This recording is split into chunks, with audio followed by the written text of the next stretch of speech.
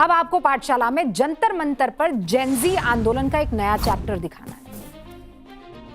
अब भैया मां तो मैं भी हूं ना, तो हम भी बहुत सारी चीजें सोशल मीडिया पर, अब तो बहुत सारे वीडियोस आने लगे हैं। ये चैप्टर उन माता पिता की चिंता का चैप्टर है जिन्होंने अपने ही बच्चों की जुबान से निकले शब्द जब सुने होंगे तो सन्न रह गए। किसी ने माथा पकड़ लिया होगा, किसी ने कान बंद कर लिया। जंतर मंतर पर ये जेनजी आंदोलन जो हुआ है वो एक अलग ही अंदाज में किया गया आंदोलन था।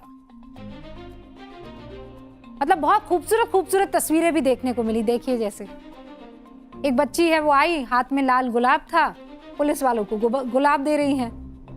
अब पुलिस वाले समझ नहीं पा रहे हैं कि करें तो क्या करें। तमाम तरीके के विरोध और गुस्से के बावजूद इन युवाओं ने अपने अपने अंदाज में पुलिस और रैपिड एक्शन फोर्स के जवानों का दिल जीतने की कोशिश की। कुछ ऐसी खूबसूरत तस्वीरें भी आई। ये देखिए आप, पानी पिलाया जा रहा है। जेनजी के कुछ ऐसे बच्चे भी थे ना, ये देखिए हवा कर रहे हैं कि गर्मी लग रही है, आओ, आपको पसीना आ रहा होगा, यूनिफॉर्म में, बूट में है। कोई पानी पिला रहा है। और कई लोग ऐसे थे जो इशारा कर रहे थे, तो कहीं ये किस तरीके का इशारा है? तो बाद में पता पड़ा ये इशारे का मतलब ये है कि हमसे बात कीजिए, बातचीत से ही हल होगा। फिर किसी ने ये वाला इशारा किया, मतलब this is called connecting, I connect with you, let's connect. फिर एक था ये वाला इशारा। अब ये तो सब जानते ही हैं, प्यार मोहब्बत है ना, ये कुरियन वाला वो हार्ट जो भी है, जंतर मंतर पर भी था ये। फिर ये तो हम भी जानते हैं भाई, वी फॉर विक्ट्री, और ये पीस भी है। तो ये बड़ी खूबसूरत चीजें देखने को मिली वहां पर। अलग अलग नाम थे। फिर एक था जिसमें बच्चे जो है तैयार वैयार हो जाते थे, सामने अपने कैमरा लगाते थे, फिर एक अपनी इस तरीके से करके, बड़े खूबसूरत अंदाज में यूं करके, फुल फ्रेम लीजिए तो मैं बता पाऊंगी, कैम टू, हाँ ऐसे करके। इसमें क्या होता था? अरे कैम टू लीजिए, इसमें मतलब ये कि भाई हम तैयार हो गए हैं, ये हमारा, अब वो शब्द मुझे याद नहीं आ रहा, वो बड़ा खूबसूरत सा शब्द था, मतलब लेटर्स थे कुछ कि हम तैयार हो गए हैं। तो ये सारी तस्वीरें तो बड़ी अच्छी लग रही थी, जेनजी की ताकत की, नएपन की। अलग अलग मीम्स भी बन रहे थे। बहुत डिफरेंट तरीके का ये आंदोलन था। कोल्ड ड्रिंक बांट रहे हैं, तरह तरह की बातें कर रहे हैं, लेकिन जो चिंता और फिक्र का सबब था वो भी आपके साथ डिस्कस करेंगे।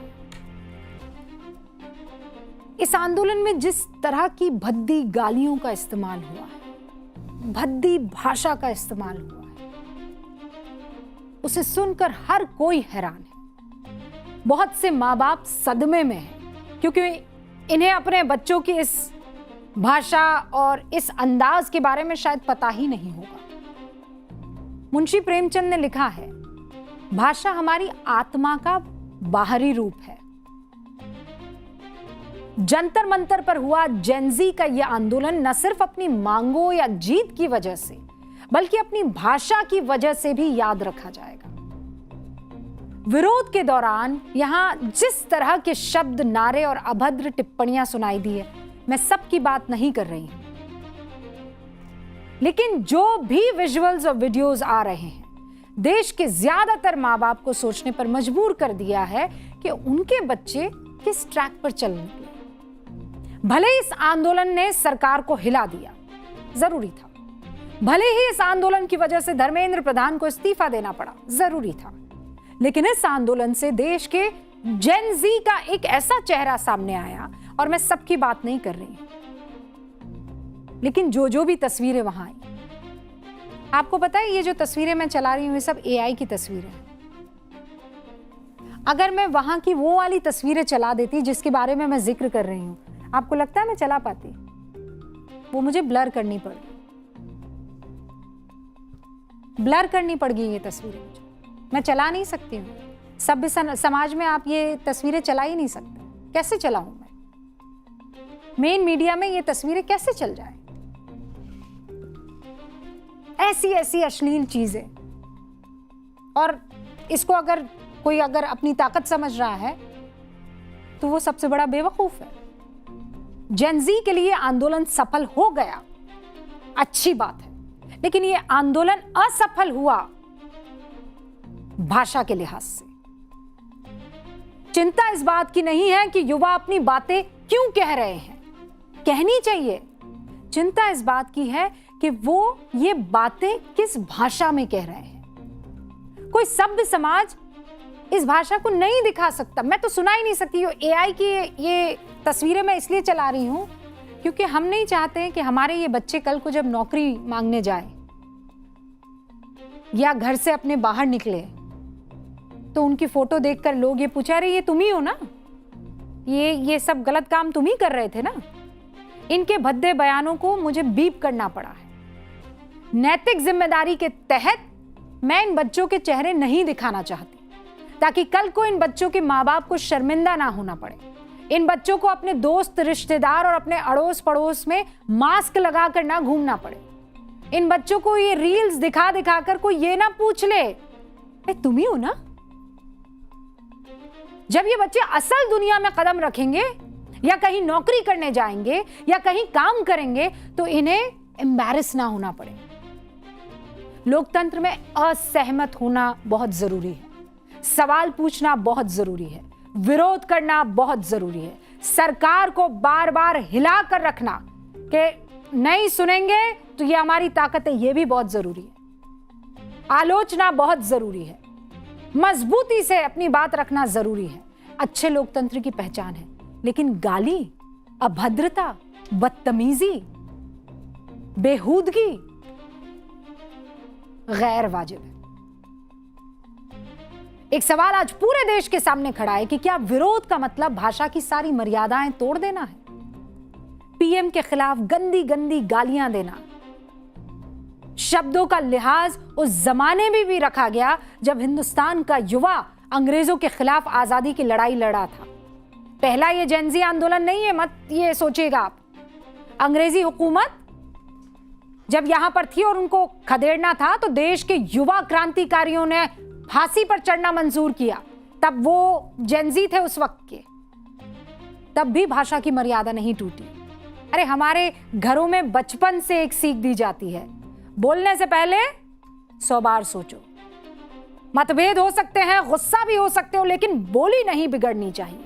विचारों का संघर्ष लोकतंत्र को मजबूत करता है, लेकिन गाली गलौज ये आपके परिवार, परवरिश, संगत पर सवाल खड़ा करती है।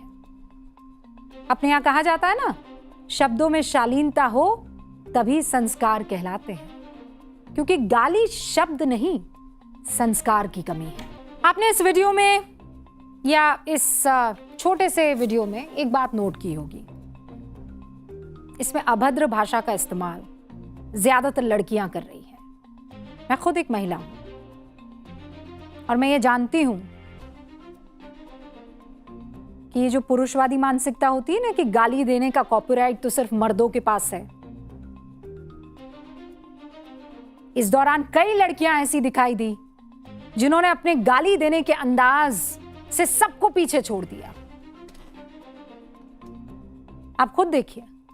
हालांकि हमने अपनी नैतिकता की रेखा पार नहीं की है, वीडियो को भी ब्लर किया है ताकि आने वाले दिनों में इस बच्ची को किसी तरह से एम्बैरेस ना होना पड़े।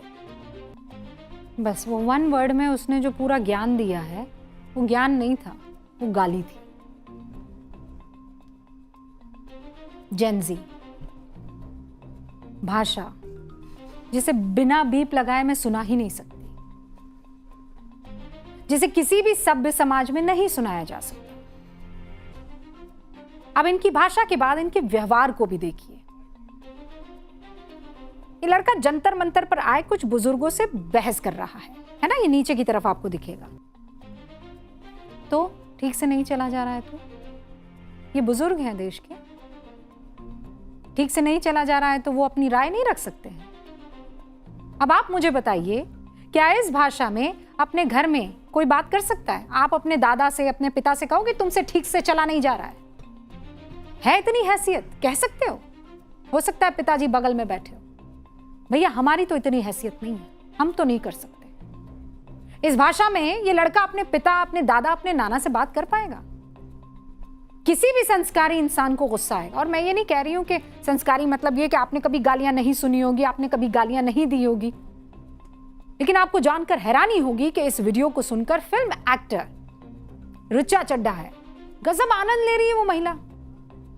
ऋचा चड्ढा वीडियो को पोस्ट करते हुए लिखती है, प्लीज डोंट रिस्पेक्ट बुड्ढे just because they are senior और सीनियर सिटीजन्स।